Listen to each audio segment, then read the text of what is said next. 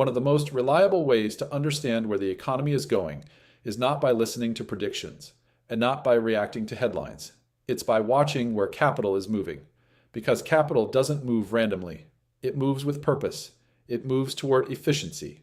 It moves toward systems that are improving, expanding, and becoming more essential to how the world operates. And when you step back and observe what's happening right now, you start to see a pattern that is very difficult to ignore. Large amounts of capital are flowing into artificial intelligence, not just into software companies, but into the infrastructure that supports AI at scale. Data centers are being built across multiple regions. These facilities are not small. A single hyperscale data center can require hundreds of megawatts of electricity, along with advanced cooling systems, networking infrastructure, and constant uptime. Companies are investing tens of billions of dollars into semiconductor development because advanced chips are required to train and run these models. This is not speculative investment. This is infrastructure investment, and infrastructure is where long-term value tends to be created. At the same time, energy systems are seeing a similar pattern. As computing demand increases, so does the need for reliable and scalable power. Data centers cannot operate on intermittent energy. They require consistent, stable supply. This is why you're seeing investment across multiple energy sources at the same time. Oil and gas remain critical for baseline reliability because they can be deployed consistently. Nuclear energy is being reconsidered because it provides continuous output without interruption. Renewable energy continues to expand, but it is increasingly paired with storage systems and grid upgrades to manage variability. This is not a transition away from one system toward another. It is an expansion of multiple systems working together to meet increasing demand. Now layer in financial systems. Historically, moving capital has involved friction. Transactions take time. Settlement takes time.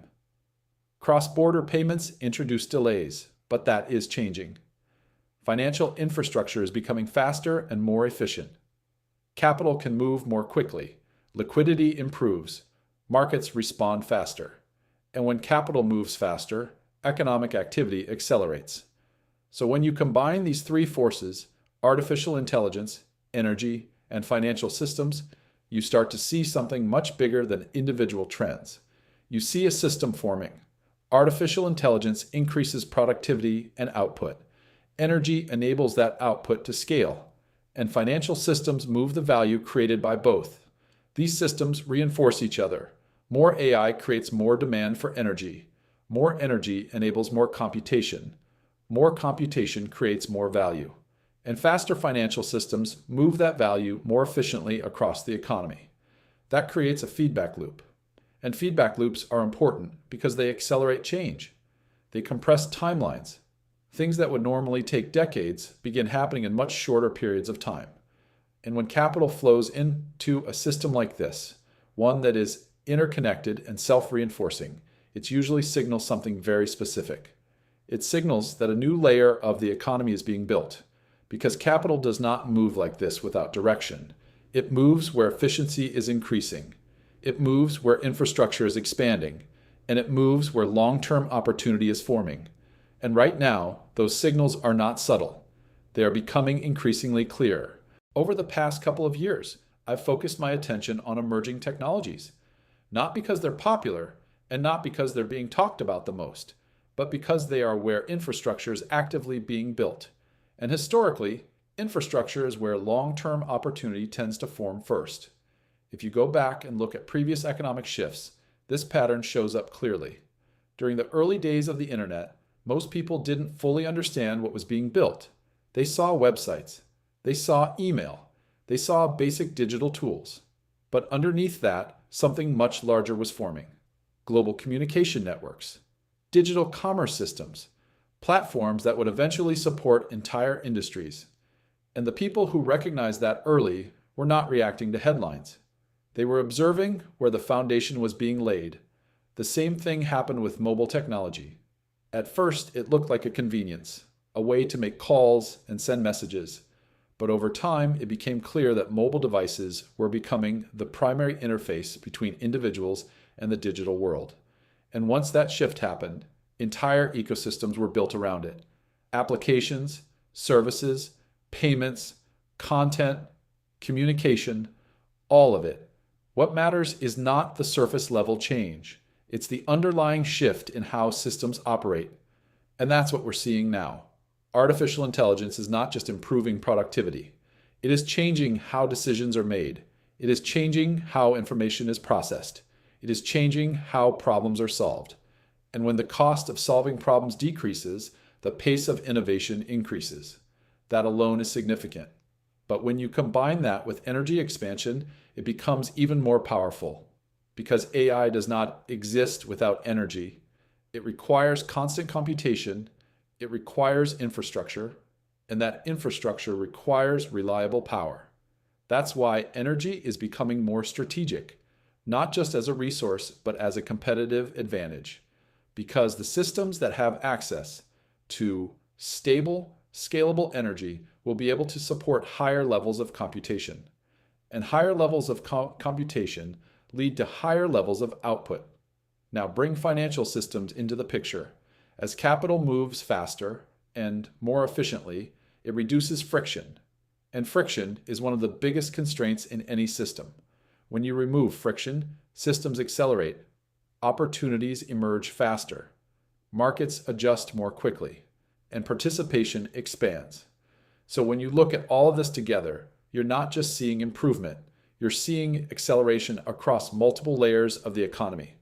Technology is accelerating productivity, energy is scaling capacity, and finance is accelerating the movement of value. That combination changes timelines.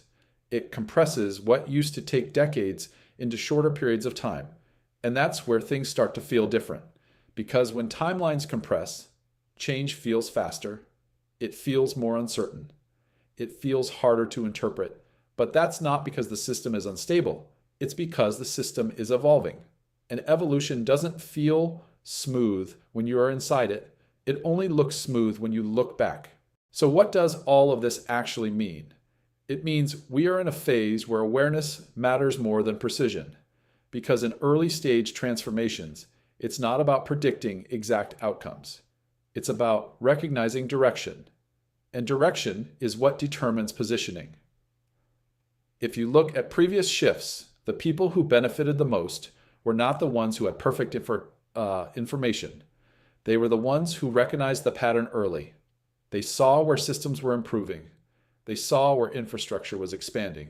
And they positioned themselves before it became obvious. Because once something becomes obvious, the majority of the advantage has already been captured. That's one of the most consistent patterns in economic history. Early stages reward awareness. Later stages reward execution. And right now, we are still in the awareness stage. The systems are not fully built. Artificial intelligence is still evolving.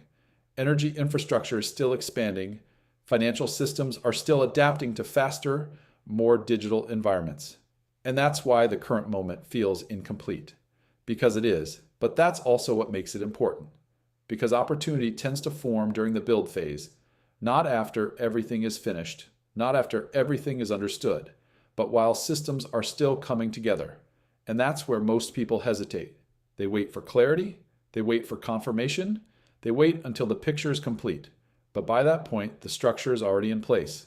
The direction is already established, and much of the early positioning has already happened. That doesn't mean opportunity disappears. It means the nature of opportunity changes. It becomes more competitive, more visible, more crowded, and that's why early awareness matters. Not because it guarantees results, but because it changes how you see what's happening. Instead of reacting to individual events, you begin to recognize patterns. Patterns of capital flow, patterns of infrastructure development, patterns of technological adoption. And once you see those patterns, you start to understand the system behind them. And that's where real clarity begins. Because clarity doesn't come from certainty, it comes from understanding direction. And right now, the direction is becoming increasingly clear. What makes this moment different from most periods in the past is not just the individual changes. It's the fact that multiple systems are shifting at the same time. Artificial intelligence is scaling faster than most technologies before it. Energy demand is increasing in direct response to that growth. Financial systems are evolving to support faster and more flexible movement of capital. And these systems are not operating independently. They are becoming more connected. That connection matters because when systems connect, they don't just improve, they amplify each other. Artificial intelligence increases output. Energy allows that output to scale. Financial systems move that value more efficiently across the economy. And when all of that happens together, it changes the pace of everything. Innovation accelerates. Adoption accelerates. And economic activity accelerates. But acceleration also creates a gap between those who recognize what is happening and those who don't. Not because one group is more capable, but because one group is paying attention to different signals. They are not focused on short-term noise. They are focused on long-term direction. And that difference in perspective matters because it affects how decisions are made. It affects how opportunities are recognized. And over time, it affects outcomes. If you look at previous periods of rapid change, this pattern shows up consistently. The people who benefited the most were not reacting to every headline.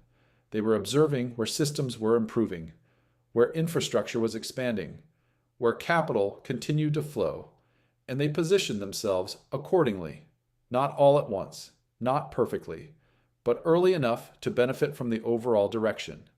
And that's the key idea. This is not about finding a single moment. It's about understanding a broader shift, a shift toward more efficient systems, more integrated technology, and faster movement of value. That shift is already underway, and like every shift before it, it will take time to fully develop. But the direction is what matters, because once direction is established, outcomes tend to follow. And that's why awareness matters. Not because it guarantees anything, but because it allows you to see what is forming before it becomes obvious, and that changes how you move.